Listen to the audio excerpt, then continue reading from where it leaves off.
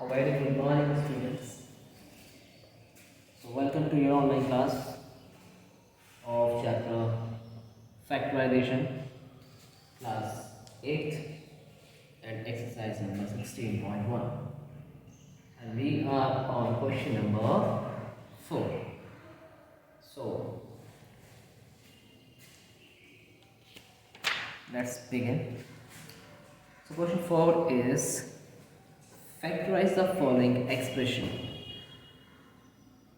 So here is your C part of your fourth question, that is x square minus 20x plus 100. ठीक है. Now इस type के question को हम करते हैं मिडिल टर्म स्प्लिट मेथड से, जो कि आप क्लास 9 एंड 10 में पढ़ोगे आगे, और ये चैप्टर बहुत इंपॉर्टेंट है आपके आने वाले क्लासेस के लिए. ठीक है. जो क्लास 8 जस्ट स्टे फोकस. तो मिडिल टर्म स्प्लिट की बात कर रहा था मैं. अगर मिडिल टर्म आपका जैसे नेगेटिव में है तो आपका आंसर जो होना चाहिए वो लाइक ए माइनस बी का स्क्वायर में आना चाहिए. अगर मिडिल टर्म आपका पॉजिटिव या प्लस का होता तो फिर ए प्लस बी का आपका आंसर आना चाहिए लास्ट में. ठीक है. जो कि आएगा तो बताया जाएगा आपको. तो मिडिल टर्म को स्प्लिट करना है. आपको करना ये है कि यहाँ और यहाँ वाले नंबर्स की मल्टीप्लाई करनी है. अब क्योंकि यहाँ पे कोई नंबर नहीं है तो हम एज्यूम करते हैं कि 1 होता है. तो 100 की जब 1 से मल्टीप्लाई करेंगे तो 100 ही आएगा. ओके. अब इस 100 को ऐसे टुकड़ों में करना है. ठीक है. ऐसे टुकड़ों में करना है.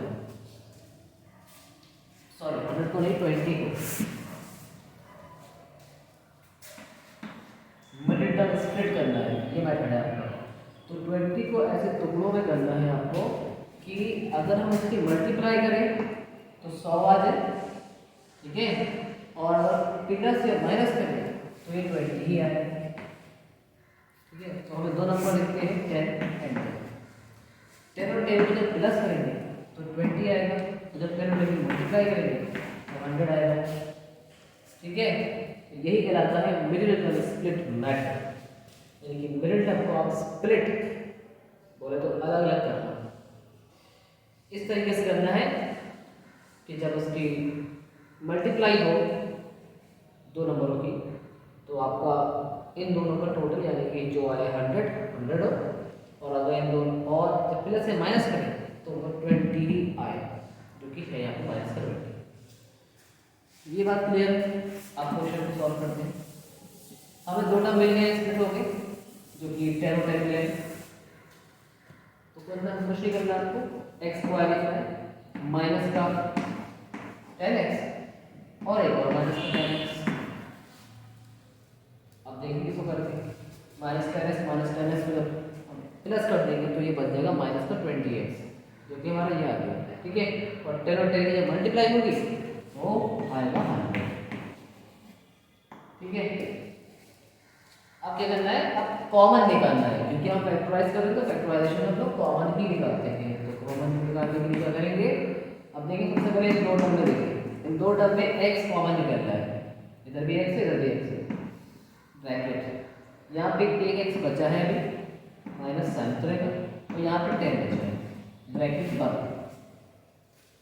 इन दो टर्म में इतना कॉमन निकल के आया, एक x कॉमन निकल के आया, बाकी जो बचा हमने उसको ऐसे रख दिया.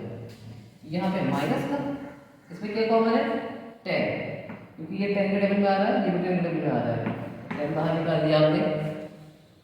Bracket open. यहाँ पे x बचा है. अब क्योंकि बाहर माइनस साइन है तो अंदर वाला साइन चेंज हो जाता है. 10 के टेबल में 100 आता है 10 टाइम. ये हो गया कॉमन. इसमें से ये निकल के आया, इसमें से निकल के आया.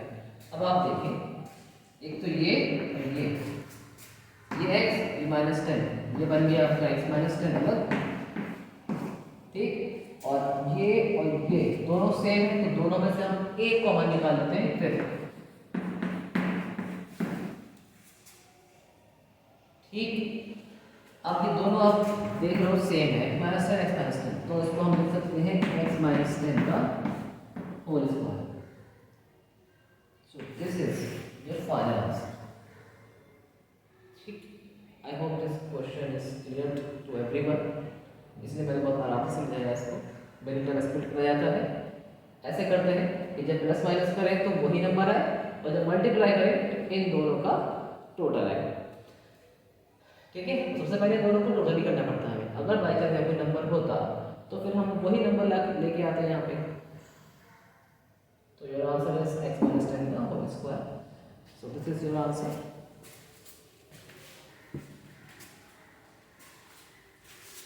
अगर समझ में नहीं आया हो तो वीडियो को दोबारा आप इसको पॉज करके वापस ले जाकर स्टार्टिंग से देखें।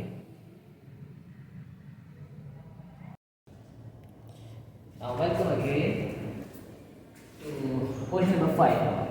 ठीक, क्वेश्चन 1 2 3 4 आई होप आपको समझ में आ गया होगा। बहुत सिंपल है, nothing to worry about it. Now just focus on question number 5। इसमें भी फैक्टराइज ही करना है, सबका हेडिंग सेम है, फैक्टराइज फैक्टराइज फैक्टराइज फैक्टराइज। ठीक है, कंफ्यूज मत होना, इसमें मैंने अलग अलग मेथड से कराए हुए हैं। ठीक है, क्वेश्चन समझना, क्वेश्चन किस टाइप्स के आ रहे हैं।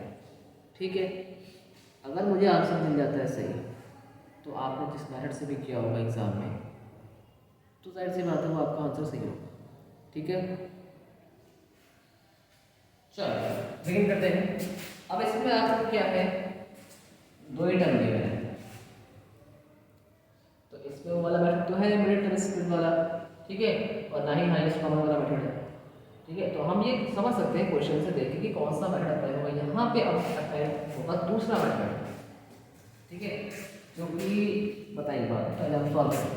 देखिए 16 जो हमें पता है ये किसका स्क्वायर है, 16 4 का स्क्वायर है। जब 4 को हम स्क्वायर करते हैं 4 × 4 तो 16 निकल के आता है।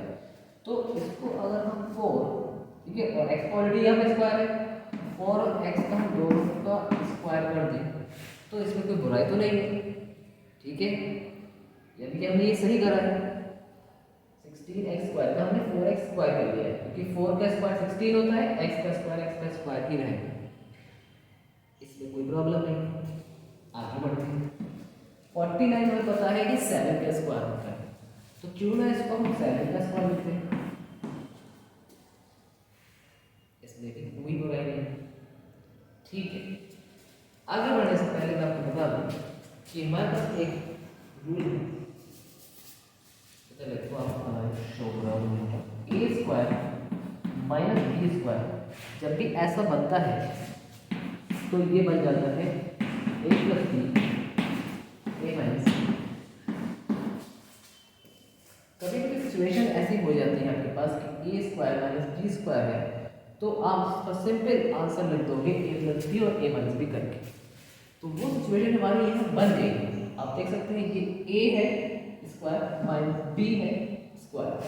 आप क्या करेंगे, आसान हो गया हमारे लिए, a प्लस बी यानी कि 4x प्लस 7 फिर 4x माइनस 7, दैट्स ऑल। ये है आंसर मेथड, यानी कि एक ये हमारे पास मेथड आ गया। ठीक है, इसमें हम लोग ये वाला आइडेंटिटी यूज करते हैं। ये आइडेंटिटी शायद आपको मैं पहले करा चुका हुआ थे। ठीक है, वो a plus B a minus B वाले में, उसमें भी ये था। तो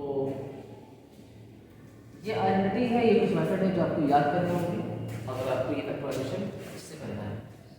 अच्छे से ही करना है क्योंकि ये आपके क्लास 9th और 10th में भी आने वाला है एंड मोस्ट इम्पॉर्टेंट चैप्टर होता है ये अकॉर्डिंग टू CBSE में, और इसकी वेटेज होती है मार्क्स की। ठीक है, तो इसको यहाँ पे अच्छे से समझ लेना, नहीं समझ में आए तो मुझसे पूछ लेना दोबारा, मैं एक और वीडियो बना दूँगा और क्या कर सकता हूँ। ठीक, तो i4 इसको नोट डाउन कर लेना। हमें यहाँ पे ये आइडेंटिटी यूज करेंगे, इसको पूरे को ब्रैकेट में करेंगे।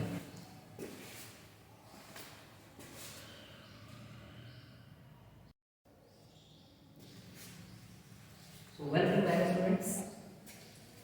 तो जैसे कि 16.1 जो है हमारी फिनिश हो गई है, क्वेश्चन नंबर 6 हम लोग नहीं करेंगे। ठीक है, सो डोंट वरी। हमने काफ़ी मेथड सीख लिया है, फैक्टराइज फैक्टराइज फैक्टराइज, शुरुआत से फैक्टराइज ही कर रहे हैं, हमने 4 मेथड सीख लिए हैं। ठीक है, तो लास्ट वाले में भी कुछ नहीं करना है, वो भी सिंपल फॉर्मूले से होना था। सो अब हम बढ़ते हैं आगे 16.2 की तरफ। 16.2 की तरफ बढ़ने से पहले कुछ डिस्कस करना जरूरी है, जो कि है क्वाड्रेटिक ट्राइनोमियल।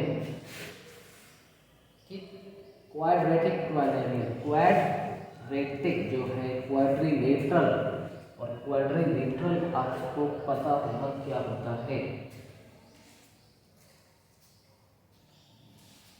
क्वाड्रिलेटरल जो होती है एक 4 साइडेड शेप होती है। ठीक है, क्वाड्रिलेटरल एक कोई 4 साइडेड शेप है जिसके 4 कॉर्नर हैं। तो इस क्वाड्रेटिक ट्राइनोमियल में यहाँ पे हमारे पास type 1, type 2, type 3, type 4, 4 type हमारे पास 4 है, जो आइडेंटिटी कह सकते हैं या फॉर्मूले कह सकते हैं, जो आप 16.2 में अप्लाई करने वाले हैं। ठीक है, तो डिस्कस करते हैं टाइप 1। यहाँ पे ये है x square plus b x plus c. ठीक, ये एक आइडेंटिटी है, इसको प्रूव करना है। उसको प्रूव करने के लिए हम सबसे पहले एक क्वेश्चन जो कि है एग्जाम्पल तौर पर ले रहा हूँ मैं, x square plus 6x plus 5। यहाँ से एक्स स्क्वायर हमें यहाँ मिल गया, बी एक्स यानी कि बी ये है, और एक्स जो था वो पहला वाला सेम है, प्लस सी में मिल गया। ठीक है, अब करना क्या है, इसमें कुछ नहीं करना है, बहुत ध्यान से देखिए। एक्स स्क्वायर प्लस, अगर इस 6 को हम 5 प्लस 1 कर लें और ये x बाहर लगा दें, तो इसमें कोई दिक्कत या प्रॉब्लम तो नहीं है और आपको भी नहीं होनी चाहिए। और प्लस का आखिर में 5 है। ठीक है, यहाँ पे 5 लेने का रीजन क्या है, मैंने यहाँ पे 3 क्यों ले लिया, 4 क्यों ले लिया, क्यों ले लिया, बिकॉज हमारे पास यहाँ पे 5 है। तो अगर यहाँ पे हम 5 ले लेंगे तो हमारे पास कॉमन निकल के आ जाएगा। तो अगर आप ध्यान से देखिए तो एक्स स्क्वायर हो गया। अब इसको हम सॉल्व करेंगे तो ब्रैकेट के बाहर जो नंबर होता है अंदर दोनों से मल्टीप्लाई होती है, तो x 5 का हो जाएगा प्लस का 5x, और फिर x 1 का हो जाएगा x, और प्लस का 5 आखिर में ऐसे ही है। अब हम कॉमन निकाल लें, चार पहले इन दोनों से निकालेंगे तो हम x निकलेगा, अंदर बचेगा x और प्लस का 5 बचेगा। अब प्लस का यहाँ पे क्या कॉमन लें, कॉमन नहीं है तो भैया 1 ले लेंगे, कॉमन नहीं होता है, x ऐसे काट दो, प्लस का 5 भी ऐसे काट दो। ठीक है, अब आप देखेंगे x भी प्लस 1 इनको अलग कर लेंगे, और ये x प्लस 5 में कॉमन निकाल लेंगे, जो कि आपका x प्लस 5 ही आएगा। ठीक है, तो ये आपको समझ में आया कुछ। इसमें अगर आप देखें तो x प्लस 5 और x प्लस 1 आ गया हमारे पास। तो इस तरीके से आपको कुछ क्वेश्चन करने हैं, अगर कुछ ऐसे आएगा तो ये इस फॉर्मेट से होगा। इसमें कुछ ज़्यादा डिफरेंस नहीं है, ओनली यहाँ पे प्लस से माइनस हो गया है, दैट्स इट। ठीक है, तो नथिंग टू वरी अबाउट। जब हम एक्सरसाइज करेंगे तो आपको समझ में बहुत बेहतर तरीके से आ जाएगा। आपके पास जो टाइप 3 है, ठीक है, वो आपको मैं लिख दे रहा हूँ एक्स स्क्वायर प्लस का बी एक्स माइनस का सी। अब इसको ध्यान से देखिए, सब कुछ सेम है, एक्स स्क्वायर बी एक्स सी। अब माइनस साइन यहाँ पर हो गया, ठीक है, और फिर टाइप 4 है आपका, उसमें भी ऐसे ही कुछ हुआ है, थोड़ा सा डिफरेंस हुआ है। ये x square minus B x और माइनस सी, यानी कि इसमें दोनों जगह माइनस हो गया है। यहाँ पे सब प्लस प्लस, यहाँ पे यहाँ माइनस हो गया, यहाँ माइनस हो गया, यहाँ माइनस हो गया। यहाँ पे टाइप है 4 types are there of quadratic trinomial inside factorization. Now we will do our next exercise, that is 16.2. okay, but in the next video. Okay, for today's class only this much is enough. And 16.1 में से जो भी question है वो मैं आपको homework में दे दूँगा, आप लोग कर लेना। ज़्यादा नहीं दूँगा, इसीलिए मैं बहुत कम कम दे रहा हूँ ताकि आप लोग के ऊपर हेडेक ना हो या फिर आप हैक्टिक ना हो, बिल्कुल भी प्रॉब्लम ना हो, परेशान ना होना है, ठीक है। So just let's end up the topic over here, okay. Now being a motivational speaker, मैं लास्ट में हर वीडियो में आप कुछ कहना चाहूँगा, कुछ ज्ञान की बातें, कुछ मोटिवेट करना चाहूँगा आपको, जो कि बहुत ज़रूरी है आपकी लाइफ में, क्योंकि आप 8+ के बाद आप आगे जाओगे, हमें नहीं मालूम कहाँ जाओगे, ठीक है। सो आज की जो ज्ञान की बात है वो ये है कि ये लाइफ जो है, आप लोग चाहते ही हो, आप लोग नए जनरेशन के हो, बहुत समझदार हो, बहुत एडवांस हो, बहुत स्मार्ट हो एंड स्मार्ट भी हो, ठीक है, चीज़ों को अच्छे से समझ जाते हैं, बट कहीं ना कहीं लैक ऑफ नॉलेज है, लैक ऑफ स्किल्स है, जिसकी वजह से आप लोग फेल हो जाते हो, कहीं ना कहीं फेलियर आपको दिख जाता है। तो लाइफ पे हमेशा आगे बढ़ने के लिए कुछ रूल्स, कुछ मंत्रा। नंबर 1 कि आप जैसे हो, ठीक, वैसे ही रहना, ठीक है। मतलब ये नहीं कि बुरे हो तो बुरे रहना है, अगर बुरे हो तो कन्वर्ट हो अच्छे में, जैसे हो वैसे रहना। कहने का मतलब ये है कि दूसरों के मुताबिक मत चलना, अकॉर्डिंग टू अदर्स मत चलना, ठीक है। सुनना सबकी है, यहाँ पे आना है, फिर उसको सर्कुलेट करना है, सोचना है जो लोगों ने कहा है, कौन सही हो सकता है हमारे बारे में, कौन सही नहीं हो सकता है, किसकी बात सही हो सकती है, ठीक है। जिसकी सही हो सकती है उसकी बैठा लेना, बाकी की इधर से निकाल देना, ठीक है। तो the first thing is be what you are, जैसे हो वैसे रहना, दूसरों के कहने से अपने आप को बदलना होता है, ठीक है। दूसरा कहता है कि अगर तुम पे पैंट शर्ट अच्छी नहीं लग रही है तो ऐसे पहनो तो तुम्हें बाहर काफ़ी लोग अच्छा पसंद करेंगे, ये करेंगे, नहीं, तुम्हें जैसा बनाया है गॉड ने, तुम वैसे ही रहो, ठीक है। No need to show off, because you, I, even everyone in this entire world is a beautiful creation of God। हम अपने आप में ब्यूटीफुल हैं, ठीक है। अब चाहे वो काला हो, चाहे वो गोरा हो, कुछ भी हो, वो अपने आप में ब्यूटीफुल है, हमें अपने आप पे एक प्राउड फील होना चाहिए, ठीक है। एंड ऑलवेज, दूसरी बात, अब जो है कामयाबी के लिए, always be thankful towards your God, always be thankful towards your God. अपने गॉड की तरफ हमेशा थैंक यू कहना, डेली कहना, जिस वक्त आपको याद आ जाए उस टाइम कहना, क्योंकि लाइफ का किसी का भरोसा नहीं, ठीक है।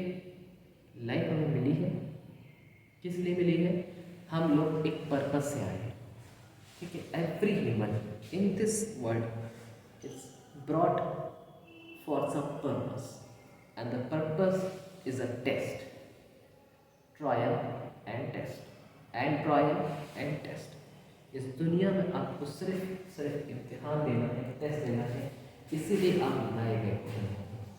This is the motive, this is our objective, इस चीज़ को हमें समझना होगा, ठीक है।